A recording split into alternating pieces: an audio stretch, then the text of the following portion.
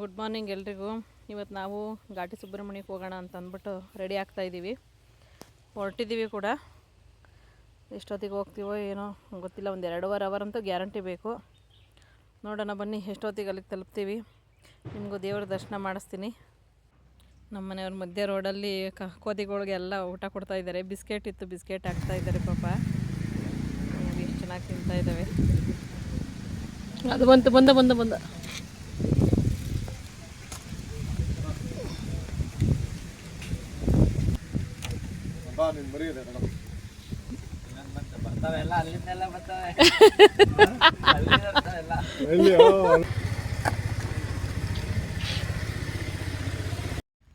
ಘಾಟಿ ತಲುಪಿದ್ದೀವಿ ಇವಾಗ.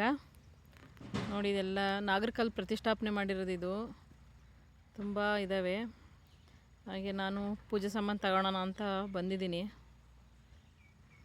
ತುಂಬ ರೇಟ್ ಇದೆ ಇಲ್ಲಿ. ಎಲ್ಲ ಕಡೆ ಹೋದಾಗೂ ದೇವಸ್ಥಾನದ ಇದ್ರ ಹತ್ರ ತೊಗೊಂಡ್ರೆ ರೇಟ್ ಜಾಸ್ತಿ ಇದ್ದೇ ಇರುತ್ತೆ. ಪಾಪ ಅವ್ರದ್ದು ಹೊಟ್ಟೆಪಾಡು ನಡಿಬೇಕಲ್ಲ, ಏನು ಮಾಡೋಕ್ಕಾಗಲ್ಲ. ಅದನ್ನೇ ನಂಬ್ಕೊಂಡು ಜೀವನ ಮಾಡೋರು ಇರ್ತಾರಲ್ಲ. ಒಂದು ಹಾರ, 2 ತೆಂಗಿನಕಾಯಿ, ಒಂದು ಮಣ ತುಳಸಿಗೆ 300 ರೂಪಾಯಿ ದುಡ್ಡು ತೊಗೊಂಡಿದ್ದಾರೆ. ನೀವೇ ಲೆಕ್ಕ ಹಾಕೊಳ್ಳಿ ಎಷ್ಟು ಮಾಡಿದೆ, ಎಷ್ಟು ಹಾಕಿದ್ದಾರೆ ಅಂತ. ಏನು ಮಾಡೋಕ್ಕಾಗಲ್ಲ. ನಾವು ಏನು ಮನೆಯಿಂದ ತೊಗೊಂಬಂದಿರಲ್ಲ, ಅದಕ್ಕೆ ದೇವಸ್ಥಾನದಿಂದ ಅಲ್ಲಿಗೆ ತೊಗೊಳೋಣ ಅಂದ್ಬಿಟ್ಟು ತೊಗೊಳ್ತಾ ಇದ್ದೀನಿ.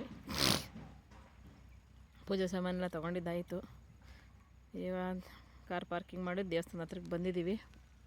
ಇದು ದೇವಸ್ಥಾನದ ಎಂಟ್ರೆನ್ಸು. ಒಳಗಡೆ ಹೋಗಿದ್ದೀವಿ. ರಶ್ ಇರ್ತಾರೆ ಅಂತ ಅಂದ್ಕೊಂಡೆ, ಎಷ್ಟು ರಶ್ ಇಲ್ಲ, ಪರವಾಗಿಲ್ಲ.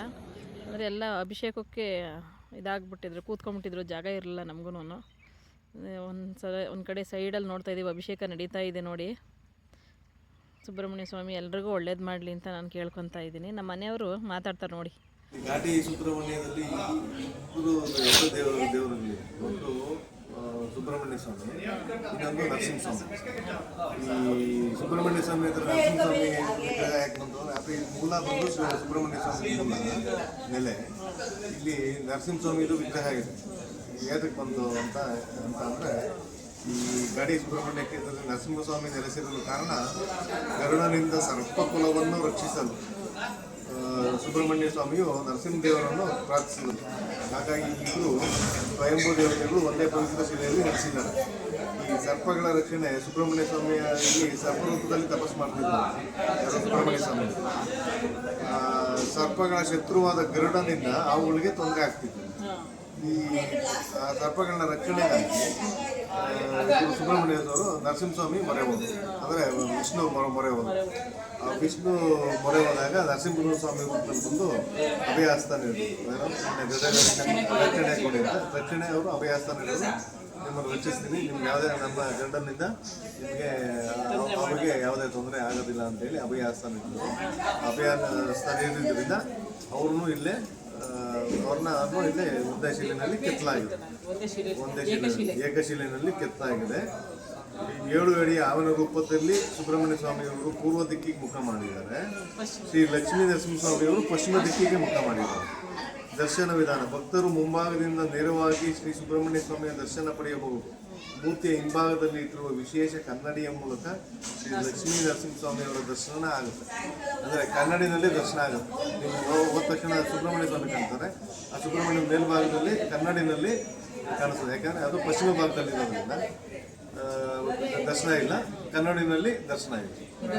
ನರಸಿಂಹಸ್ವಾಮಿ, ಲಕ್ಷ್ಮೀ ನರಸಿಂಹಸ್ವಾಮಿ ನೆಲೆಸಾರೆ, ಸುಬ್ರಹ್ಮಣ್ಯೇಶ್ವರ ನೆಲೆಸಿರೋದ್ರಿಂದ ಇವೆರಡೂ ದರ್ಶನ ಮಾಡೋದ್ರಿಂದ ತುಂಬಾ ವಿಶೇಷತೆ ಏನು ಅಂತ ನನಗೆ ಗೊತ್ತಿರೋದು ಹೇಳ್ತೀನಿ. ನರಸಿಂಹಸ್ವಾಮಿ ನೋಡೋದ್ರಿಂದ ಅದೇನು ನಮ್ಮ ಋಣದಾರಿದ್ರ್ಯ ಆಗುತ್ತೆ ಅಂತ. ಸುಬ್ರಹ್ಮಣ್ಯೇಶ್ವರ ಸ್ವಾಮಿ ಭೂಮಿ ವಿಷಯವಾಗಿ ಏನೇ ಇದ್ರು ತೊಂದರೆ ಇದ್ರು ನರಸಿಂಹಸ್ವಾಮಿಯಿಂದನೂ ಆಗುತ್ತೆ, ಸುಬ್ರಹ್ಮಣ್ಯೇಶ್ವರಿಂದನೂ ಆಗುತ್ತೆ. ವರ್ಷ ಬರ್ತೀವಿ. ಇವತ್ತು ನನ್ನ ಮಗಳದ ಬರ್ಡೇ 26ನೇ ತಾರೀಕು. ನನ್ನ ಮಗಳು ಅನುಶ್ರೀ ಅವ್ರದ್ದು ಬರ್ಡೇ ಇವತ್ತು, ಅದಕ್ಕೆ ಬಂದಿದ್ದೀವಿ. 28ನೇ ತಾರೀಕು ಮಂಗಳವಾರ ನನ್ನ ಮಗನದು ಬರ್ಡೇ. ಈ ಇಬ್ಬರು ಬರ್ಡೇ ಟೈಮಲ್ಲಿ ಇಲ್ಲಿ ಬಂದು ಹೋಗ್ತೀವಿ. ನಾವು ಹುಟ್ಟಿರೋದು ಇವರು ವರಪ್ರಸಾದದಿಂದ. ಆಯುಷು ಆರೋಗ್ಯ, ನನ್ನ ಮಗಳಿಗೆ ನನ್ನ ಮಗನಿಗೆ ಆಯುಷು ಆರೋಗ್ಯ. ಪ್ರಸಾದಕ್ಕೆ ಬಂದ್ವಿ. ಇಲ್ಲೇ ಪ್ರಸಾದನೂ ಆಗಿತ್ತು. ಇಲ್ಲೆಲ್ಲ ಪ್ರಸಾದ ತಿನ್ಕೊಂಡು ಈಗ ನಾವು ಊರಿಗೆ ಹೋಗಬೇಕು, ನಮ್ಮ ಯಜಮಾನ್ರ ಊರಿಗೆ. ಹೋಗ್ತಾ ಹಂಗೆ ನಮ್ಮ ಮನೆಯವರು ಓದಿದ್ದು ಸ್ಕೂಲೆಲ್ಲ ಸಿಗುತ್ತೆ, ನೋಡ್ಕೊಂಡು ಹೋಗೋಣ ಬನ್ನಿ. ಪುರುಷನಹಳ್ಳಿಯಲ್ಲಿ ಸ್ಕೂಲು. ಹಾಂ ನಮಗೆಲ್ಲ ಹೊಸ ಟೀಚರ್ಸ್ ಆಗ್ಬಿಟ್ರು ನಮ್ಗೆ ಅವಾಗಿಂದ ಐತೆ. ಹಾಂ